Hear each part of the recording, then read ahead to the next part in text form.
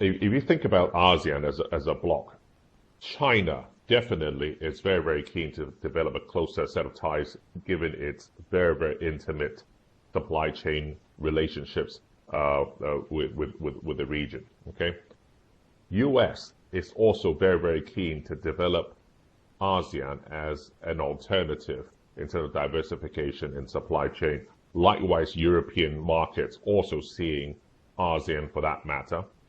We're also seeing within Asia a significant interest from Japan, from Korea, from China, all very, very interested in investing into ASEAN. And within ASEAN, of course, you have intra-ASEAN trade as well, which is also providing very, very promising prospects.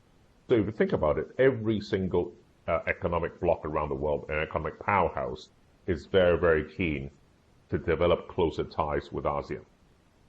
That is not seen across the world in any material sense. That's one.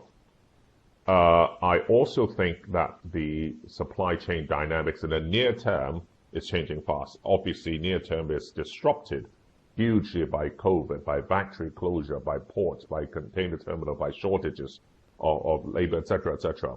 Nonetheless, I think the major MNCs are also keen to look into the kind of China plus one dimension around leveraging hard on ASEAN markets to be that alternative towards supply chain flows.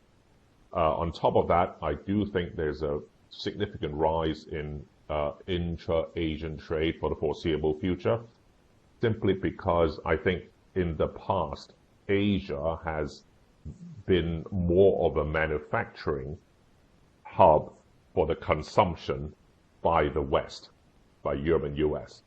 Now, going forward, I think increasingly we will see Asia manufacturing for the consumption by the East, and in particular by the rising, I would say, growing population and rising consumption pattern, which leads me really to that very, very third point around how I see ASEAN now as a bloc, now reaching an average GDP per capita of around 5,000. If you look at the ASEAN 10, it's around 5,000. If you look at the ASEAN 6, it's closer to 5,500 US dollars per capita.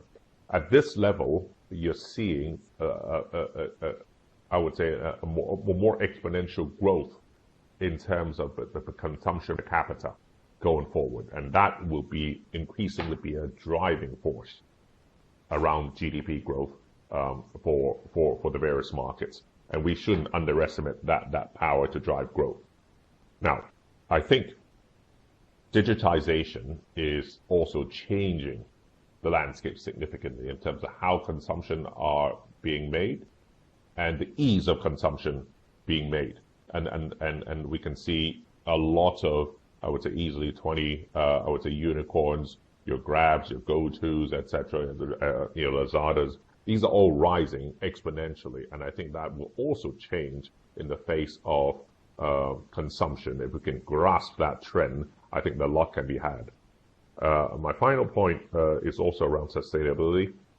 We all hear a lot more around net zero, COP26, etc., and I think ASEAN will play a very, very important part in this transition. It is resource rich, so on the one hand it's positive, on the other hand there's also a need to transition to more sustainable usage of I would say, of energy, less carbon intensive, and we see at least around 2 trillion in terms of sustainable infrastructure investments required between now and the end of 2030. So these are also a very, very defining, I would say, changes. As bankers, we tend to follow where money goes. And if we were to look at FDI, okay, global FDI. Now, all globally FDI has fallen, but during COVID, FDI into ASEAN has gone up from around 12% of global FDI to now 14%, which is an indicator, it's a reflection of how the world sees ASEAN as the future, as the prospects, which I think, notwithstanding near-term COVID challenges, new variants, and the variety or near-term challenges, we actually see very, very positive prospects and progress. I'm going to stop here because I can then talk about what Standard Chartered is doing, because this is one major part of our strategic focus, simply because we are the only bank, only foreign bank, so to speak, who are present in all 10 ASEAN markets. So if you are in Western MNCs, if you're foreign investors, if you're intra-Asian investors, if you want a banking partner to expand your, I would say, initiatives, we are here to support them.